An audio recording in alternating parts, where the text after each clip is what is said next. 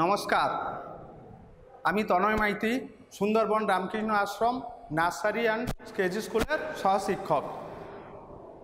Good morning প্রিয় ছাত্রছাত্রীরা, আশা করি তোমরা সকলেই ভালো আছো। তোমাদের সঙ্গে অনেক দিন দেখা হয়নি। গতবারের মতো এবারেও তোমাদের অনলাইন ক্লাস শুরু হয়েছে। গত ক্লাসে আমি পড়াচ্ছি স্ট্যান্ডার্ড 2 এর সহজ পাঠ। গত ক্লাসে স্যার তোমাদের একাদশ অধ্যায় নিয়েছে, আজকে আমি পড়াবো দ্বাদশ অধ্যায়, বিশম্বরবাবু আর তার চাকর শম্ভুর গল্প। তোমরা 46 পৃষ্ঠা বইটা খোলো, আমি পড়ছি, দেখো, নাহলে আমার সঙ্গে পড়ো তোমরা। গুপ্তিপাড়ার বিশম্বরবাবু পালকি চড়ে চলেছেন সপ্তগ্রাম, ফাল্গুন মাস, কিন্তু এখনও খুব ঠান্ডা। কিছু আগে প্রায় সপ্তাহ ধরে বৃষ্টি হয়ে গেছে। বিশম্বরবাবুর গায়ে এক মোটা কম্বল, পালকির সঙ্গে চলেছে তার শম্ভু চাকর, হাতে এক লম্বা লাঠি, পালকির ছাদে ওষুধের বাক্স দড়ি দিয়ে বাঁধা। শম্ভুর গায়ে অদ্ভুত জোর। একবার কুম্ভীরার জঙ্গলে তাকে ভাল্লুকে ধরেছিল, সঙ্গে বন্দুক ছিল না, শুধু কেবল লাঠি নিয়ে ভল্লুকের সঙ্গে তার যুদ্ধ হলো। শম্ভুর হাতের লাঠিকে ভল্লুকের মেরুদণ্ড গেল ভেঙে, তার আর উত্থান শক্তি রইল না। আর একবার শম্ভু বিশম্বরবাবুর সঙ্গে গিয়েছিল স্বর্ণগঞ্জে। এতটা পড়ালাম যে এর মধ্যে থেকে কতগুলো প্রশ্ন সঙ্গে সঙ্গে বলে যাচ্ছি, তোমরা লক্ষ্য করবে। এখানে গুপ্তিপাড়ার বিশম্বরবাবু, তাহলে বলা প্রশ্ন আছে যে বিশম্বরবাবুর বাড়ি কোথায়? তোমরা কি বলবে? গুপ্তিপাড়ায়। তিনি কোথায় চলেছেন? না সপ্তগ্রামে চলেছেন। কিসে চড়ে চলেছেন? পালকিতে চড়ে চলেছেন। আর তার সঙ্গে কে চলেছে? না তার সঙ্গে তার চাকর শম্ভু চলেছে। তার হাতে কি? তার হাতে একটা লম্বা লাঠি। তারপরে আবার দেখো, সেখানে পদ্মা নদীর চরে রান্না চড়াতে হবে। কোন নদীর চরে রান্না চড়াতে হবে? পদ্মা নদীর চরে। তখন গ্রীষ্মকালের মধ্যাহ্ন। গ্রীষ্মকালের মধ্যাহ্ন মানে গ্রীষ্মকালের দুপুর। পদ্মার ধারে ছোট ছোট ঝাউ গাছের জঙ্গল, উনান ধরানো চাই। দা দিয়ে শম্ভু ঝাউডাল কেটে আঁটি বাঁধল। অসহ্য রৌদ্র, বড় তৃষ্ণা পেয়েছে। তৃষ্ণা মানে কি জানো? পিপাসা। নদীতে শম্ভু জল খেতে গেল, এমন সময় দেখলো একটা বাছুরকে ধরেছে কুমিরে। শম্ভু এক লম্ফে জলে পড়ে কুমিরের পিঠে চড়ে বসল, দা দিয়ে তার গলায় পোঁচ দিতে লাগলো।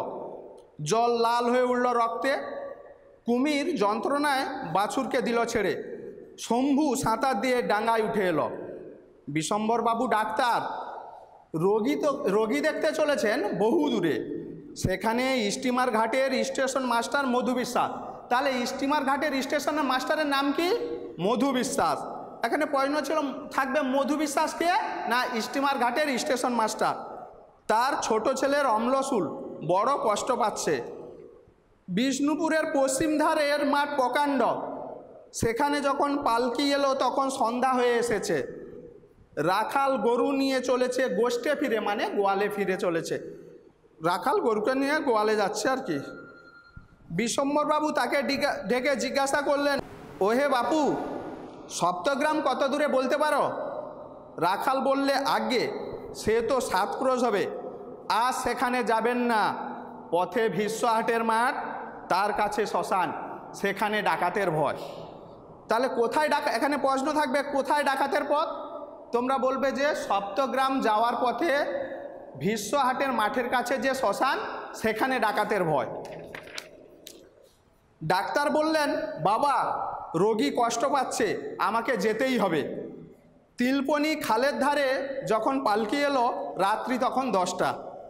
বাঁধন আলগা হয়ে পালকির ছাদ থেকে ডাক্তারের বাক্সটা গেল পড়ে। ক্যাস্টর অয়েলের শিশি ভেঙে চূর্ণ হয়ে গেল। বাক্সটা তো ফের শক্ত করে বাঁধল, কিন্তু আবার বিপদ। খাল পেরিয়ে আন্দাজ 2 ক্রোশ পথ গেছে, এমন সময় মরমর করে ডান্ডা গেল ভেঙে। পালকি পড়ল মাটিতে।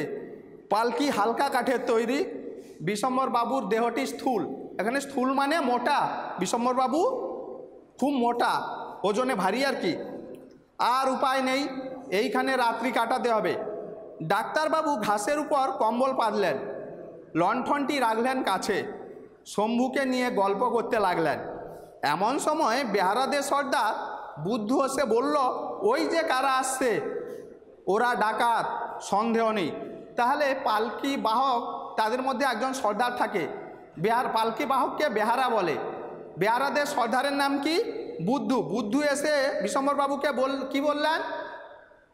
বললেন ওই যে কারা আসছে ওরা ডাকাত, সন্দেহ নেই। বিশম্বরবাবু বললেন ভয় কি, তোরা তো সবাই আছিস। বুদ্ধু বললে বল্গু পালিয়েছে, পল্লুকে দেখছি নে, বক্সি লুকিয়েছে ওই ঝোপের মধ্যে। ভয়ে বিষ্ণুর হাত পা আড়ষ্ট। শুনে ডাক্তার তো ভয়ে কম্পিত, ডাকলেন শম্ভু। শম্ভু বললে আজ্ঞে। ডাক্তার বললেন এখন উপায় কি? শম্ভু বললে ভয় নেই, আমি আছি। ডাক্তার বললে ওরা যে 5 জন। শম্ভু বললে আমি যে শম্ভু। এই বলে উঠে দাঁড়িয়ে এক লম্ফ দিয়ে গর্জন করে বললে খবরদার। ডাকাতেরা অট্টহাস্য করে এগিয়ে আসতে লাগলো। তখন শম্ভু পালকির সেই ভাঙা ডান্ডাখানা তুলে নিয়ে ওদের দিকে ছুঁড়ে মারলে। তারই আঘাতে 3 জন একসঙ্গে পড়ে গেল। তারপরে শম্ভু লাঠি ঘুরে যেই ওদের মধ্যে ঝাঁপিয়ে পড়ল, বাকি 2 জনে দিল দৌড়। তখন ডাক্তারবাবু ডাকলেন শম্ভু। শম্ভু বললে আজ্ঞে। বিশম্বরবাবু বললেন এইবার বাক্সটা বের করো। শম্ভু বললে কেন, বাক্স নিয়ে কি হবে? ডাক্তার বললে ওই 3টে লোকের ডাক্তারি করা যায়, ব্যান্ডেজ বাঁধতে হবে। রাত্রি তখন অল্পই বাকি। বিশম্বরবাবু আর শম্ভু 2 জনে মিলে 3 জনের শুশ্রূষা করলেন। সকাল হয়েছে, ছিন্ন মেঘের মধ্য দিয়ে সূর্যের রশ্মি ফেটে পড়ছে। একে একে সব বেহারা ফিরে আসে। বল্লু এলো, পল্লু এলো, বক্সির হাত ধরে এলো বিষ্ণু। তখনও তার হৃৎপিণ্ড কম্পমান। শেষ, রিডিং পড়াটা শেষ। এবার তোমরা অনুশীলনীটা দেখো। এর অনুশীলনীটা 57 পৃষ্ঠা। তোমরা 57 পৃষ্ঠাটা অনুশীলনী দেখবে, আমি বোর্ডে লিখে দিয়েছি, সেইটা দেখাচ্ছি। আবার তোমরা প্রশ্নের উত্তরগুলো বলে দিচ্ছি। বাক্য রচনা এবং এলোমেলো বর্ণগুলো সব লিখে দিয়েছি, তোমরা দেখো। অনুশীলনী প্রথমে আছে 1 দাগের কটা তোমরা দেখো। 1 দাগ দিয়েছি, প্রশ্নগুলো তুলিনি, প্রশ্নগুলো তোমাদের বইতে আছে, তোমরা সেই বইয়ের 1 দাগের কটা দেখো। পালকি চড়ে কে কোথায় চলেছেন? না, পালকি চড়ে গুপ্তিপাড়ার বিশম্বরবাবু সপ্তগ্রামে চলেছেন। পালকি চড়ে গুপ্তিপাড়ার বিশম্বরবাবু সপ্তগ্রামে চলেছেন। বিশম্বরবাবুর গায়ে কি? না, বিশম্বরবাবুর গায়ে এক মোটা কম্বল। পালকির সঙ্গে কে চলেছে? পালকির সঙ্গে বিশম্বরবাবুর চাকর শম্ভু চলেছে। তার হাতে কি? না, তার হাতে এক লম্বা লাঠি। পালকির ছাদে কি? পালকির ছাদে ওষুধের বাক্স। শম্ভুকে কোথায় ভল্লুকে ধরেছিল? শম্ভুকে কুম্ভীরার জঙ্গলে ভল্লুকে ধরেছিল।